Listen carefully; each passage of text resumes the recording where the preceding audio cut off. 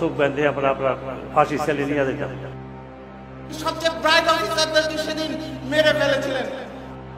তো লেনিন ভাই আমাকে বলেন, তোমার আব্বার 25 তারিখে ফাঁসি হয়েছিল ঢাকা কেন্দ্রীয় কারাগারে।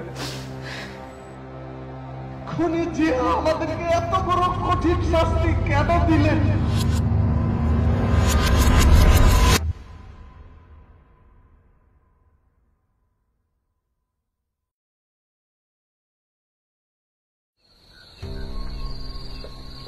স্যার, স্যার কথা থেকে আজকে কজন নেন স্যার? এই জায়গা থেকে নেবেন 2 জন, আর অন্য জায়গা থেকে নেবেন বাকি 8 জন। ঠিক আছে স্যার।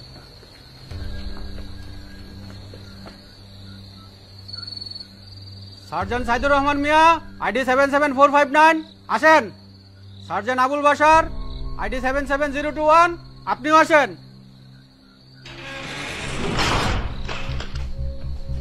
দাঁড়ান, আমাকে কোথায় নিয়ে যাচ্ছেন? 17 নম্বর ওয়ার্ডে চলেন, গেলে দেখতে পাবেন।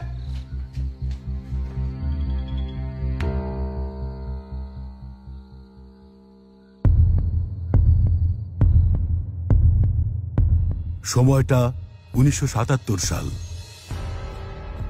বাংলাদেশের রাষ্ট্র ক্ষমতায় তখন প্রেসিডেন্ট জিয়াউর রহমান। ক্ষমতার কেন্দ্রবিন্দু সেনানিবাসগুলোতে তখন চলছে অস্থিরতা। এরই মধ্যে 28 সেপ্টেম্বর 156 জন যাত্রী সহ বোম্বে থেকে ব্যাংকক যাওয়ার পথে জাপান এয়ারলাইন্সের DC-8 বিমানটি সন্ত্রাসী গোষ্ঠী রেড আর্মি কর্তৃক ছিনতাই করা হয়। বিমানটি তেজগাঁও বিমানবন্দরে অবতরণ করার পর অস্থিরতা তৈরি হয় ঢাকা সেনানিবাসে। 2 অক্টোবর তথাকথিত বিদ্রোহ দমনের নামে 3000 সদস্যকে গ্রেফতার করে নিয়ে আসা হয় ঢাকা কেন্দ্রীয় কারাগারে। একদিনের প্রহসনের রায় ঘোষণার রাতেই কার্যকর করা হতো ফাঁসি।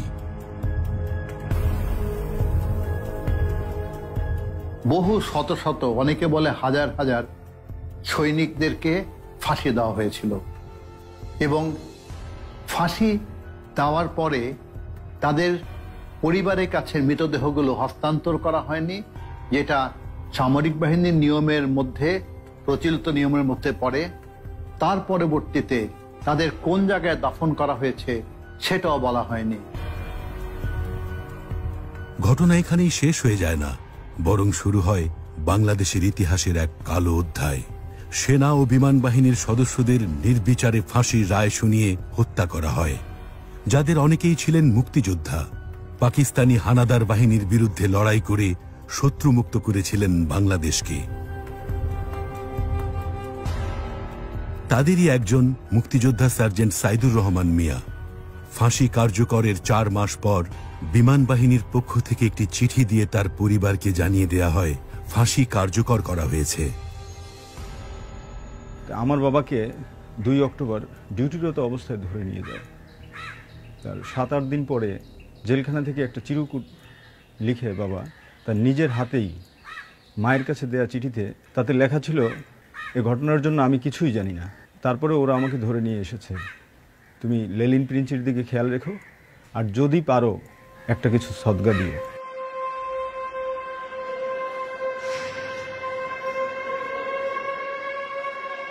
এদের কোর্ট মার্শালের জন্য তাদেরকে নিয়ে যেতে হতো ক্যান্টনমেন্টে।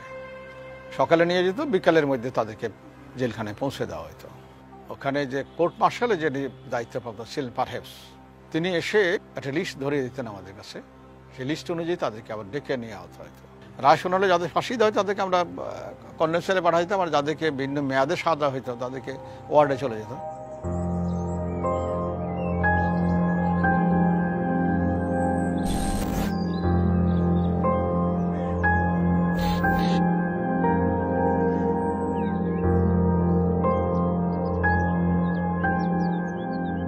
বিশ বা 21 তারিখ এখানে নিয়ে আসলো, এই জেলখানে এখানে ছিলাম।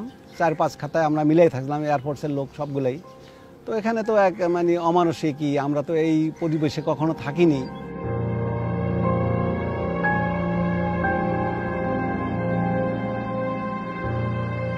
এখান থেকে রাত্রে করতো কি, রাত্র 9টা বাজে বা 10টা বাজে, তখন আমাদের ওই যাদের ফাঁসি, প্রথম তো আমরা জানতাম না কার ফাঁসি, আমাদের মধ্যে তো সব অ্যামালগামেটেড, মিক্স করা। হারিকেন নিয়ে আসতো, মেয়া সাহেব বলতো, একজন সুবেদার, মানে জেল সুপার, সহ আসতো, আইসা এদের নাম ডেকে নিত, নাম রাখলেই কান্নাকাটি শুরু হয়ে যেত, বুঝতে পারতাম তখন আমরা।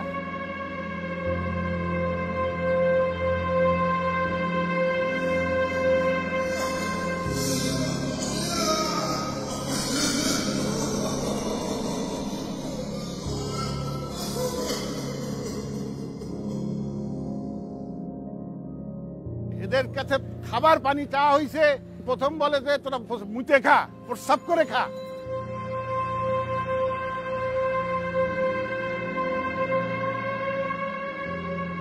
যে মেজরের সামনে বসা ছিল মেজর বিচারক হিসাবে, সেই মেজর আমারে 3 বার থেকে 4 বার জিজ্ঞেস করছে আপনি কি জানেন 2 অক্টোবর। আমি বলেছিলাম যে না, আমি কিছু জানি না।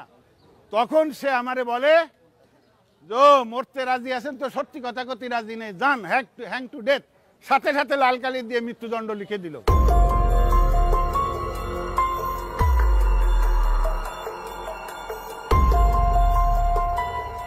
তো আমরা সাধারণত রাত 12টার পরেই যে কজনের কনফার্ম হলো যে আজকে এদের কাছে ফাঁসি দিতেই হবে, তাদেরকে আমরা ফাঁসি এক্সিকিউট করতাম।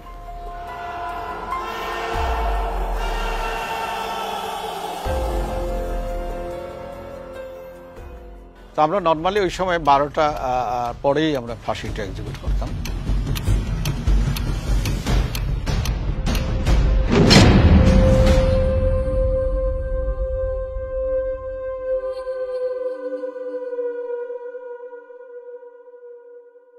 বাইশ জন সম্ভবত লোককে এক রাতে বাংলাদেশে ফাঁসি দেওয়া সম্ভব ছিল সে সময়। ওই 20 থেকে 22 জনের ফাঁসির ব্যাপারটা আমি জানি, কারণ এটা ওই অ্যামাউন্টের অতগুলো কাগজ একসাথে আসতো। এবং সাইনিং এর ব্যাপারটাও উনি যে একটা বিশেষ টাইমে সাইন করতেন তা তো না, আমরা সুযোগ বুঝে ফাঁক বুঝে যখন যেখানে আমার কাছে যদি কাগজ থাকতো আমি দিয়ে আসতাম। আমি তো খুলে দেখতাম না এটা কি। আমি বললাম স্যার এই কাগজগুলো আপনার জন্য আছে। সামরিক সরকারের আদেশ বাস্তবায়ন করতে বাধ্য ছিলেন কারা অধিদপ্তরের কর্মকর্তা ও কর্মচারীরা। জল্লাদ এরশাদুর রহমান কুমিল্লা কারাগারে নিজেই 50 জনের ফাঁসি কার্যকর করেছিলেন। ঢাকা তো নাইতো আর নিয়ে স্যালট ঢুকাইতো, স্যালট নিয়ে একটা আর্মির অফিসার আছে গেটত, অফিসারের কাছে নিত, এটা রাখ রায়ও নিত, রায়ও নিয়ে আবার জিয়ারত আবার ঢুকে দিত স্যালট, তো লাতিয়ে ফাঁসি দিত। তো এদেরকে আমরা লালবাগের ওসির উপর হ্যান্ড ওভার করতাম। লালবাগ ওসি তখন রাত্রে 3:30 বা 4টার দিকে ট্রাকে করে ডেড বডি নিয়ে যেয়ে তাদেরকে আজিমপুর, যেখানে আগে বলা ছিল এতটা হয়তো আগে কবর খোঁড়া হতো, ওখানে যেয়ে তাদেরকে দাফন।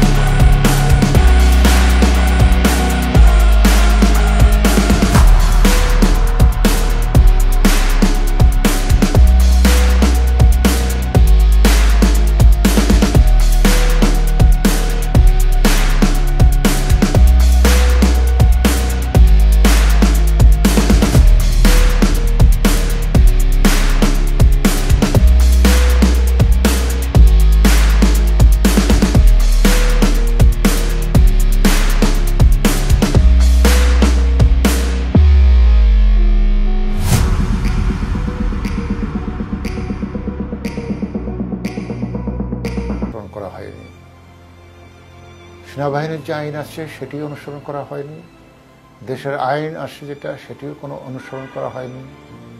এর জন্য বিস্তারিত কোনো অনুসন্ধান করা হয়নি, তদন্ত করা হয়নি।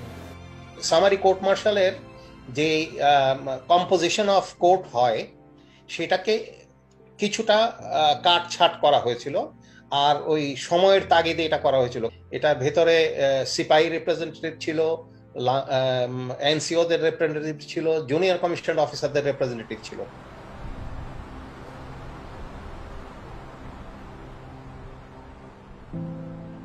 ঢাকা, কুমিল্লা এবং বগুড়ার জেলে ফাঁসির মঞ্চে যে অবিচার করা হয়েছে তার ক্রন্দন এখনো ফুরিয়ে যায়নি। সেই ক্রন্দন এখনো বহন করে চলেছেন নিহত ব্যক্তিদের স্বজনরা, আর একই ক্রন্দন বয়ে বেড়াচ্ছেন অকারণে সাজাপ্রাপ্ত সৈনিকেরা। আমি আজকে পৃথিবীর সবচেয়ে দুর্ভাগ্যা একজন সন্তান, যে সন্তান জানে না তার বাবার মৃত্যু দিবস কবে, তার বাবাকে কোথায় কবর দেওয়া হয়েছে জানে না। সবাই আমার মাকে কুলঙ্কার বলতো, সে তার স্বামীকে হারিয়েছে, সে একজন অলক্ষা মহিলা, এভাবে তাকে অপমান দেওয়া হয়েছে। তাকে আমার শ্বশুর আমার দাদা বাড়িতে রাখা হয়নি, তাকে বের করে দিয়েছে। নানা বাড়িতে গিয়েছিল, সেখান থেকেও আমার মামারা বের করে দিয়েছে। একই কথা বলতো যে সে আমার বোন না, সে অলক্ষা, এই বলে বের করে দিয়েছে। এইভাবে আমাদের জীবন আমরা বড় হয়েছি। আসলে আমাদের কি অপরাধ? খুনি যে আমাদেরকে এত বড় কঠিন শাস্তি কেন দিলেন? আমার মা উনি মারা যাওয়ার সংবাদ পাওয়ার পর 10 বছর প্রতি রাত্রে কান্না করতো সন্তানের জন্য, প্রতি রাত্রে। কারণ যেহেতু লাশ পায় না, একজন মুসলমান হিসেবে তাকে আমরা জানাজা দিয়ে দাফন করতে পারলাম না। এই যে অন্যায় ভাবে যে সমস্ত লোকগুলিকে মারা হয়েছে, আমার জেলখানার ভিতরে আমার পাশে শুয়ে রয়েছে, রাত্রে 12টার সময় ডাইকে নিয়ে গেছে আর আসে নাই ফিরে। অন্যায়কারীদের মুখ খুলে দেওয়া হোক, এটা মানুষ জানুক। এটা গণতান্ত্রিক দেশ, 75 থেকে 79 পর্যন্ত সব সরকার অবৈধ ঘোষণা করা হয়েছে। তো কেন আমাদের বর্তমানের সরকার এটা নজর দিবেন না? এটা রাষ্ট্রের দায়িত্ব। ভবিষ্যৎ পথটাকে উজ্জ্বল করার জন্য, মসৃণ করার জন্য এই সব কিছু উদ্ঘাটিত হওয়া উচিত, সত্য উদ্ঘাটিত হওয়া উচিত। অন্তত এই স্বজন যারা আছেন, যারা এখনো ধুকে ধুকে ঘুরে ঘুরে তারা জানতে চাইছেন যে তাদের পিতা, কারো স্বামী, কারো ভাই কোথায় হারিয়ে গেল, অন্তত তারা জানুক যে কি ঘটেছে, সেটাও তাদের অধিকার রয়েছে।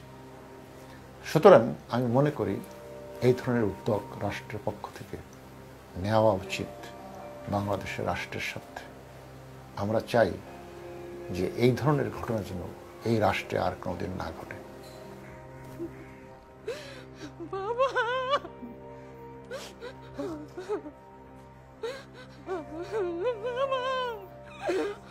বাবা, আমার বাবা, তুই আমার ইতিম করে রেখেছিস এই দুনিয়াকে। তারা জানেন না তাদের মৃত পিতার লাশ কোথায়, কোন কবরে দাফন করা হয়েছে। জানেন না ঠিক কত তারিখে তাদের পিতা শেষ নিঃশ্বাস ত্যাগ করেছেন। কিন্তু আজ তাদের প্রথমবারের মতো সুযোগ হয়েছে, যে স্থানে তাদের পিতাদের ফাঁসি দেয়া হয়েছিল সেই জায়গাটি একটি বারের মতো দেখার। এত বছর পর এটুকুর মধ্যেই হয়তো তারা খুঁজে নিতে চাচ্ছেন পিতার স্মৃতিময় উষ্ণতা, উদার ভালোবাসা।